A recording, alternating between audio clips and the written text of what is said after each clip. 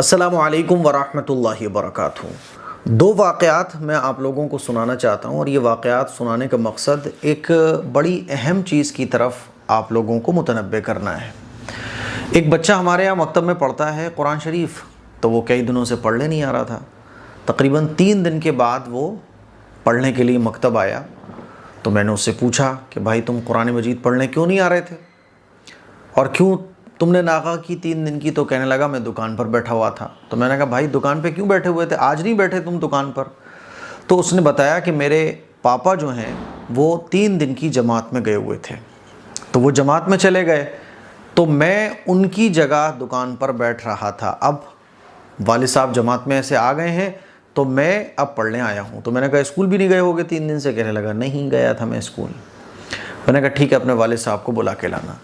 उनके वालिद साहब आए, मैंने उनको जो बातें समझाई वो मैं आप लोगों को भी समझाना चाहता हूँ कि देखिए तबलीगी जमात में आप जाइए, अच्छी बात है, तबलीगी जमात में जाना चाहिए, लेकिन बच्चों की तालीम के साथ कोई कॉम्प्रोमाइज़ नहीं होना चाहिए।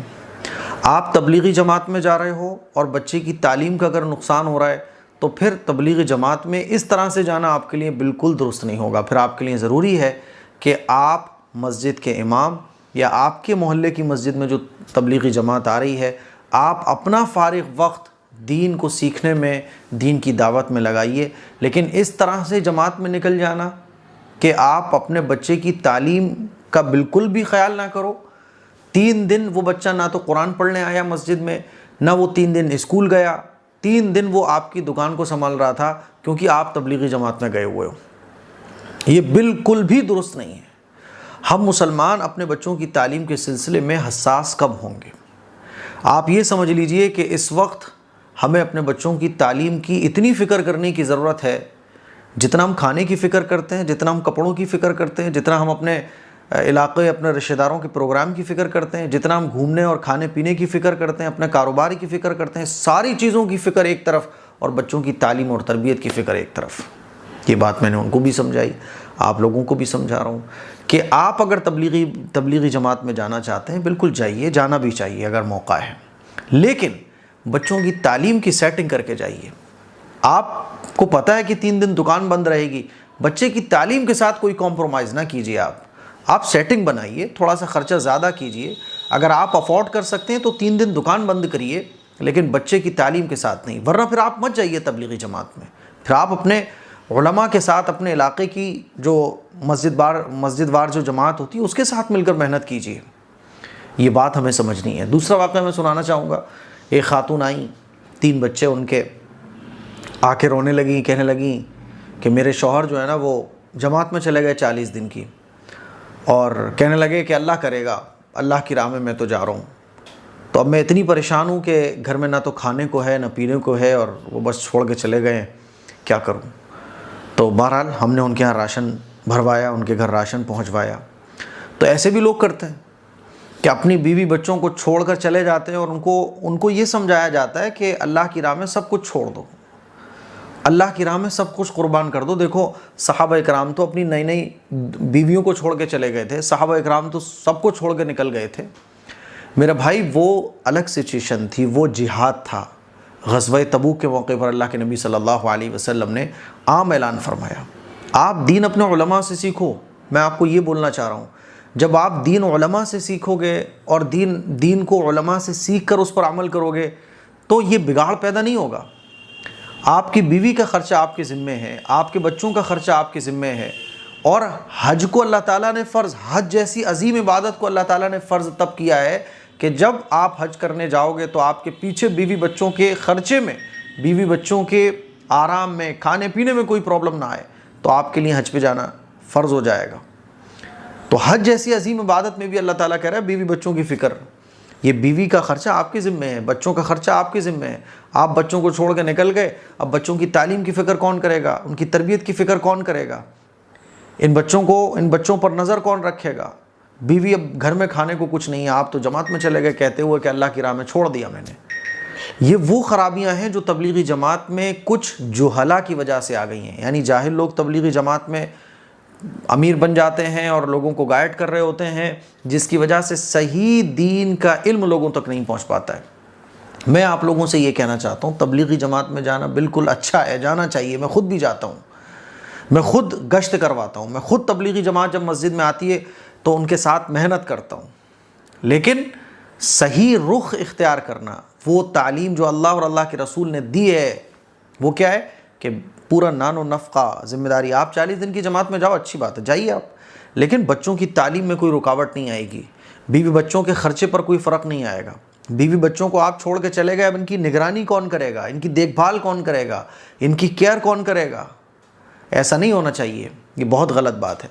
ये 2 वाक़यात सुनाकर मैं आप लोगों को यही समझाना चाहता हूँ मेरे भाई कि आप खुदा के लिए इस तरह का ना करें। तबलीगी जमात में जाएं, और तबलीगी जमात वालों से मैं कहना चाहता हूँ कि इस तरह से आप किसी को तबलीगी जमात में मत ले जाइए कि बच्चों की तालीम का हरज हो, बीवी बच्चों की कोई वो केयर नहीं कर रहा है, आप उसको तबलीगी जमात में लेके चले गए।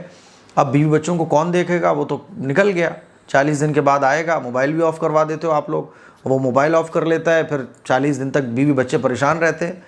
ये इंतहाई दर्जे की गलत बात है, और इससे लोग दीनदार लोगों से, दीन से, तबलीगी जमात से लोग बदज़न होते हैं।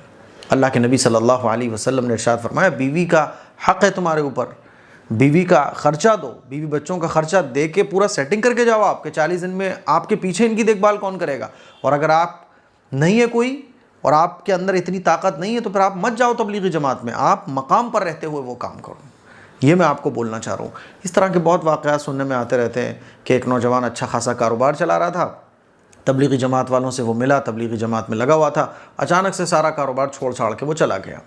चलो कारोबार छोड़ के चले गए, अल्लाह पर तवक्कुल करते हुए, कोई मसला नहीं है, लेकिन कम से कम बीवी बच्चों की फ़िक्र करके आपको जाना चाहिए।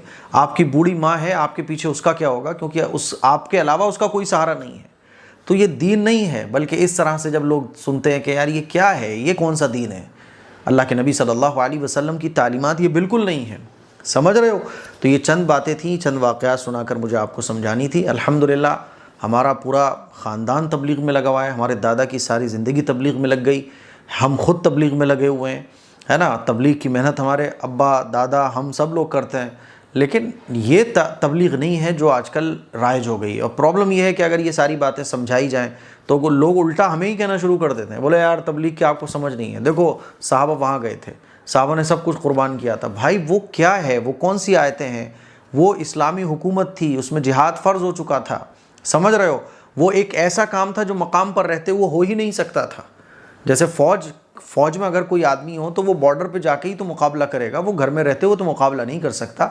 लेकिन ये जो तबलीग है, यानी अम्र बिल मारूफ़ और नही अनिल मुनकर के, लोगों को अच्छाइयों का हुक्म देना, बुराइयों से रोकना, बाहर जाके भी करना चाहिए। लेकिन अगर आपके अंदर ये ताकत नहीं है तो आप मकाम पर रहते हुए जो आपके मस्जिद की जमात है उसके साथ गश्त करा सकते हो, क्योंकि यही काम, मान लीजिए आपकी 40 दिन का तबलीगी जमात में आपका वक्त लगना है, तो 40 दिन जो तबलीगी जमात में जाके आप करोगे वो मकाम पर रहते हुए भी तो कर सकते हो, बीवी बच्चों की देखभाल के साथ भी तो कर सकते हो। तो अगर आपके अंदर ताकत नहीं है तो मत जाओ आप, क्योंकि अगर आप बीवी बच्चों को इस तरह से बेसहारा छोड़ के जा रहे हो, बच्चों की तालीम का हरज हो रहा है, तो आप मुजरिम हो, अल्लाह की अदालत में आपकी बहुत ख़तरनाक पकड़ होने वाली है।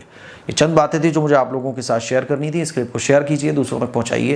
अस्सलामु अलैकुम वरहमतुल्लाहि वबरकातुहू। मुझे सोशल मीडिया पर काम करते हुए 5 साल से ज़्यादा हो चुके हैं, लेकिन अभी तक आपने नहीं देखा होगा कि मैं किसी चीज़ को, कोई प्रोडक्ट की स्पॉन्सरशिप लेके आपको बोल रहा हूँ कि ये चीज़ खरीदो, इसके बहुत फ़ायदे हैं, क्योंकि मुझे उसके बारे में पता ही नहीं होता है। हर महीने मेरा नुकसान होता है क्योंकि मैं स्पॉन्सरशिप नहीं लेता हूँ, किसी भी प्रोडक्ट का ऐड नहीं करता हूँ, क्योंकि मुझे उसके बारे में नहीं पता। तलबीना जो इस वक्त आप मेरे हाथ में देख रहे हैं, इसका मैं आपको ऐड इसलिए कर रहा हूं आपके सामने, और इसको रिकमेंड आपको इसलिए कर रहा हूं क्योंकि ये जो तलबीना है, तलबीना मैंने भी बहुत खाया है और आपने भी तलबीना इस्तेमाल किया होगा। लेकिन एक बड़ी प्रॉब्लम तलबीने में मुझे देखने को ये मिली, मार्केट में जितने भी तलबीने उसमें वो मजा ही नहीं आता, क्वालिटी की बहुत कमी पाई जाती है। ये जो तलबीना है आप देखेंगे, माई हदाया का तलबीना, ये ऐसा तलबीना है जो पर्सनली मुझे बहुत पसंद है, और ये इंशाल्लाह आपको एक बार अगर आप इसको टेस्ट कर लोगे तो आपको इसके अलावा कोई और तलबीना भाएगा ही नहीं। इस तलबीने के साथ क्वालिटी में कोई कॉम्प्रोमाइज नहीं किया गया है, भर भर के क्वालिटी इसके अंदर रखी गई है। आप देख सकते हैं कि इसके अंदर बार्ले फ्लोर है, कैशू है, रेजिन्स हैं, डेट्स, पिस्ता, आमंड और बहुत सारी ताकत की चीजें इसमें मिलाई गई हैं। और तलबीने के फायदे क्या हैं आप लोग गूगल कर सकते हैं, बेशुमार फायदे तलबीने के हैं। हम लोग जो है ना, जिम करने वाले बंदे खास तौर पर क्या करते हैं ना, वो ताकत के लिए प्रोटीन के डिब्बे पी रहे हैं और वो पाउडर के डिब्बे खा रहे हैं, वो डोले बनाने के लिए जो है ना पाउडर पी रहे हैं, जो नुकसान पहुंचाते हैं बॉडी को। ताकत के लिए आप तलबीना खा सकते हैं। जिस्म में कमजोरी है, आप इस तलबीने को यूज कर सकते हैं।